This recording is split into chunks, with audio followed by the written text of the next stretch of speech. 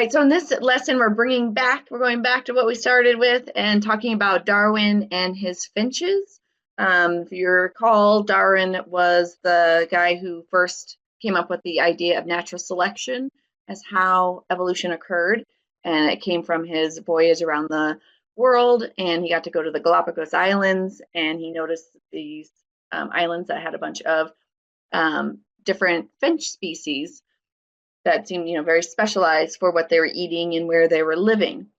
Well, since then, we have determined that the finch from the Galapagos Island came from a finch species that you find in South America.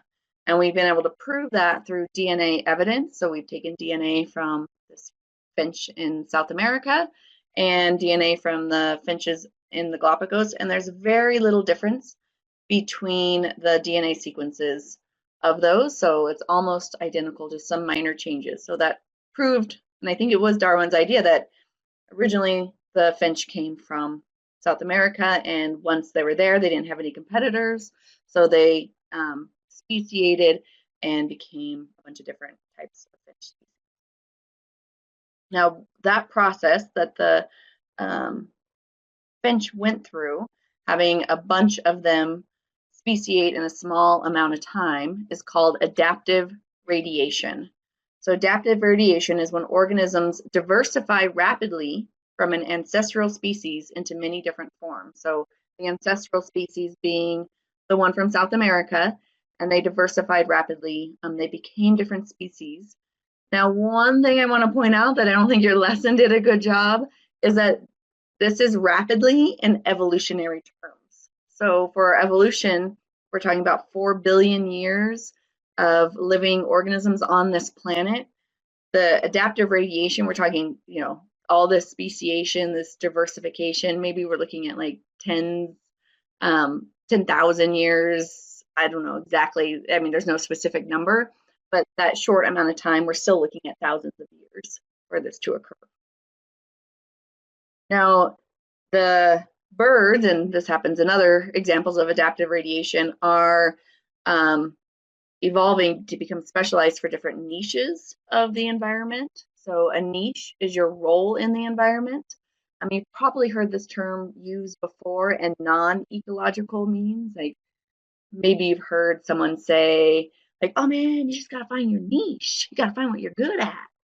But this term does come from ecology, because a niche is an organism's role in an environment. It's where it lives, what it eats, who eats it, who does it have symbiotic relationships. It's all the different interactions it has and where it lives and eats, etc. So the Darwin's finches are one example of adaptive radiation. Another example you can look at and see is with marsupials. So in marsupials, most people know kangaroos, how they have a pouch in front, and that's where their baby develops. And there's like a little nipple inside the pouch. Well, there's all sorts of types of marsupials. It's not just koalas and kangaroos, but this type of reproduction is only found in Australia. So that evolved, that mutation, that change came about in Australia, and the first organism adaptively radiated to fill in different niches, and you've got all sorts of different types of organisms, like different squirrels. There was a Tasmanian wolf, is now extinct, wombat, etc. Now, resource partitioning can help with adaptive radiation. It can help with this process. Resource partitioning is when coexisting species have a slight difference in how they're using the habitat.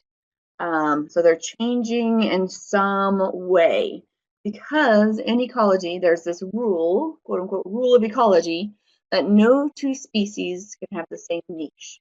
No two species can utilize the exact same niche, because that creates too much competition.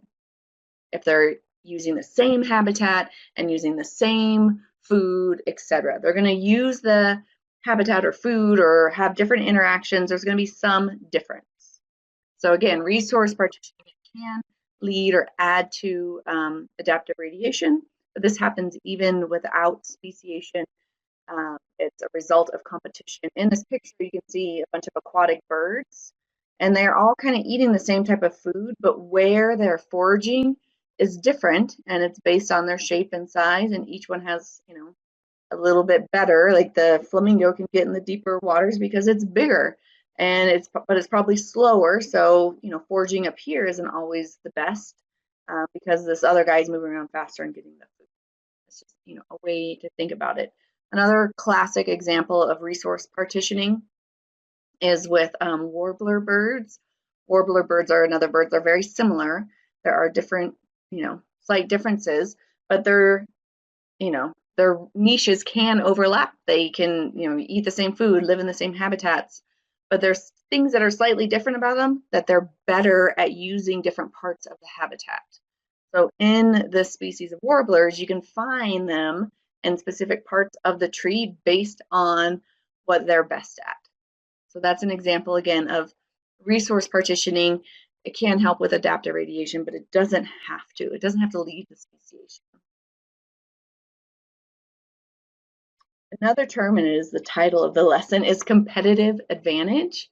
So a competitive advantage is when a trait of an organism gives it a better chance of surviving and reproducing in a given, given environment.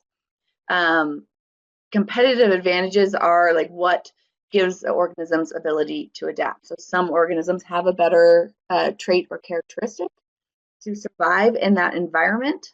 Different environments are going to have different traits that are better, but that's what gives it its competitive advantage. It increases its fitness, which we talked about. This is just another term to add to that vocabulary. It's not really anything that different, but I have an image to help kind of show this and what's happening with the genes and genetics. So in this picture, we're going to have look at two different mice, or same species of mice, but there's two variations of color. You have the light brown fur, which is determined by big A, so it's the dominant color. And in this environment, it has good camouflage. Or you could have a dark furred mouse, black mouse, I guess. It's poor camouflage in this environment, and it's a recessive trait. So little a, little a. Let's say you're starting off with equal amounts of dark and brown, right, light brown and dark fur. Right, so we have the equal amount of each one, and you can see their genotypes. They're all starting with, homozygous dominant or homozygous recessive, and we have the same frequency, equal frequencies of both the big A and the little a. Now with natural selection and the fact that the light brown fur has a competitive advantage in this environment, different environments could have different backgrounds, and maybe in a different environment, the dark fur has an advantage. But in this environment, the light brown fur has an advantage. So in your next generation, you would see less individuals with dark fur, because the ones originally, they didn't have an advantage. They were eaten more easily by the fox, and so they didn't have a chance to reproduce and pass on their traits.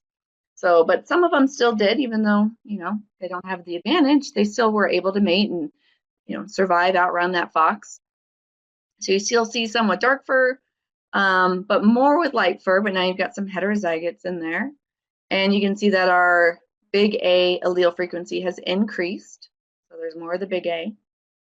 And if you look at the next generation, so same conditions and everything, and this is all hypothetical. This is a huge selection, it might not always happen this fast, but in the third generation, again, in this example, we don't see any dark furred individuals, but we do see some heterozygotes, which means like if these two were to mate, they have a possibility of having a dark furred offspring. So it's not that the dark fur has completely gone away, but that allele, how common it is really low. Right, so that's kind of how natural selection can work, having that competitive advantage, and how looking at it with the allele frequency. All right, so Peter and Mary Grant, we heard about them in our previous lesson about Darwin, I think the first lesson of this unit, and they were the ones that did a bunch of research in the Galapagos Islands, specifically looking at the finch and measuring their beak size and looking at environmental conditions. And they were the ones that showed, and we look at this chart from that lesson, the first lesson, that in dry years, after a dry year, like in 1997, that beak size did increase in the finches, and they were specifically looking at Daphne major, that island, one of the islands in the Galapagos. But they did show that beak size did increase because, and it's decided that because in a dry year, there's less of the small beak or small seeds. So though the birds with smaller seeds had a harder time eating and getting food and surviving and reproducing. And the ones who had the large beak, they could get food more easily and they could reproduce and pass on their genes for large beaks. And so they showed this 3 times in their, during their time in their research, that after a dry year, you do see an increase. And they even showed in a wet year where they had extra rain that beak size actually decreased. So pretty cool stuff. So it is showing that, how what's happening in nature is affecting the organism. And then they later on, right, oops, that got covered up, but they were able to identify the gene for beak shape, the HMGA2 gene. And they were able to genotype these birds and see the gene increase. So not just the phenotype, but they could see that the allele for the gene was becoming more common.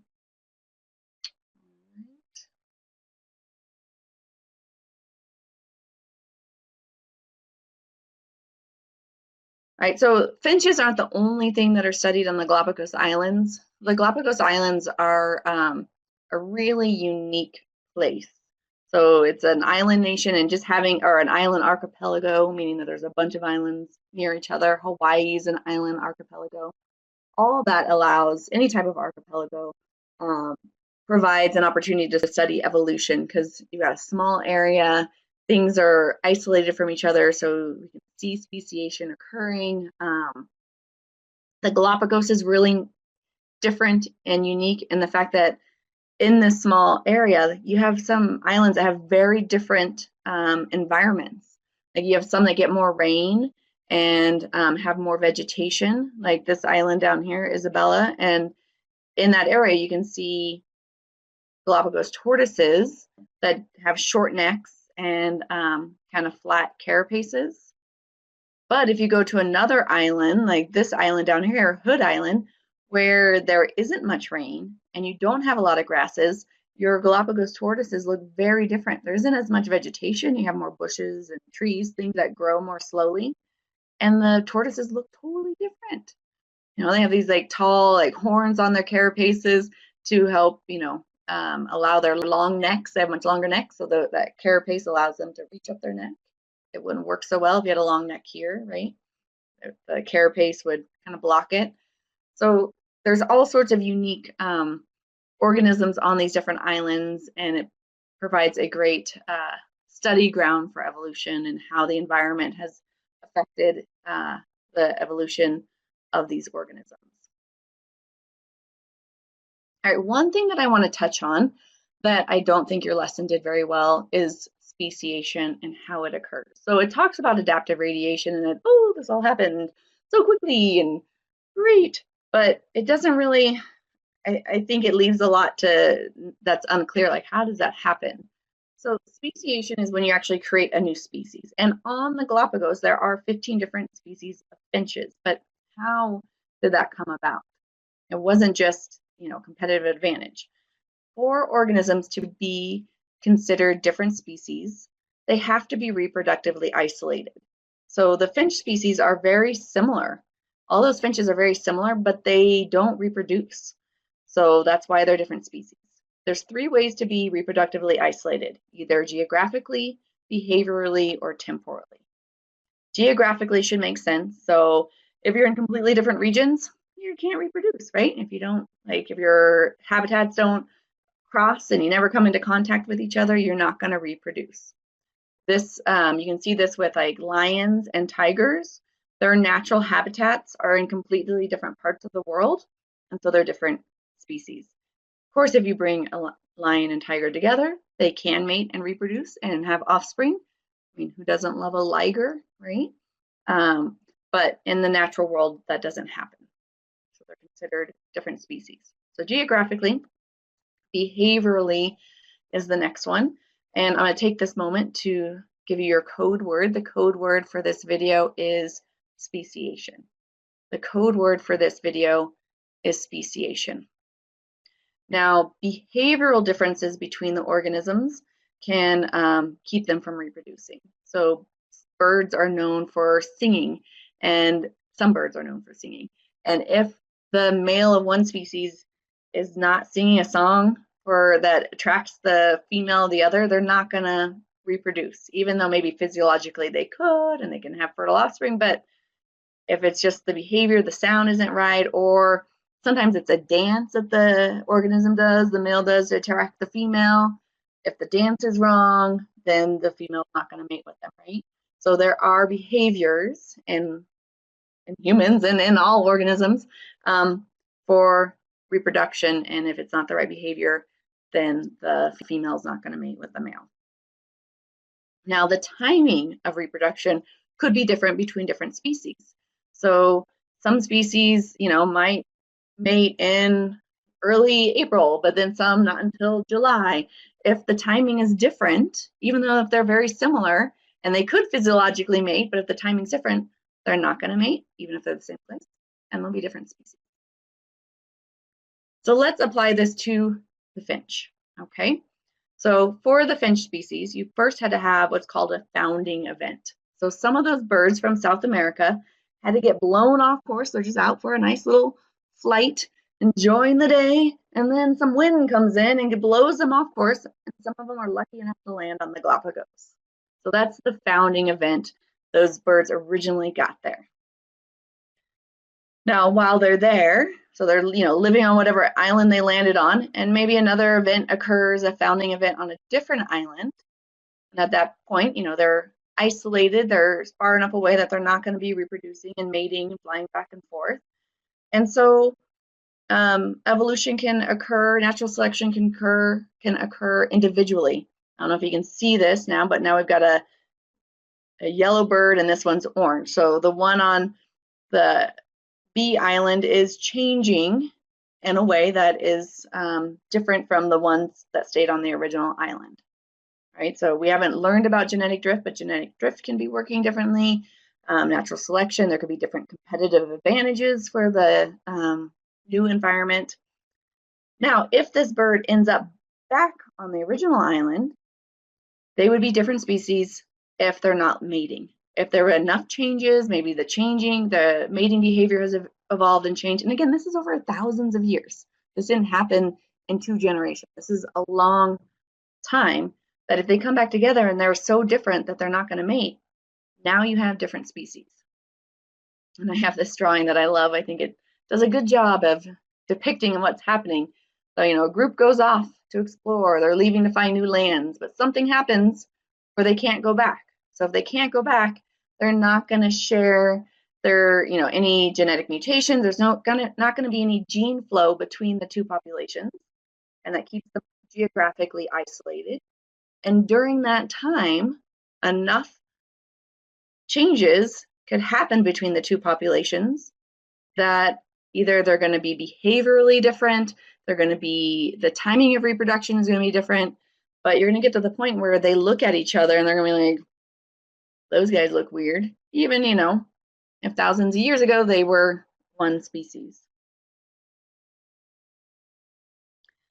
So they come back, they're different species, but now maybe, they're too similar. So now there's, competitive advantages coming in. As long as they're not mating, they're different species, but they can continue. This one can continue to become different from this one, that from this island. And that just keeps happening over the different islands to the point where you end up with 15 different species of birds. All right, I hope that helped explain it, but if not, let me know if you have any questions.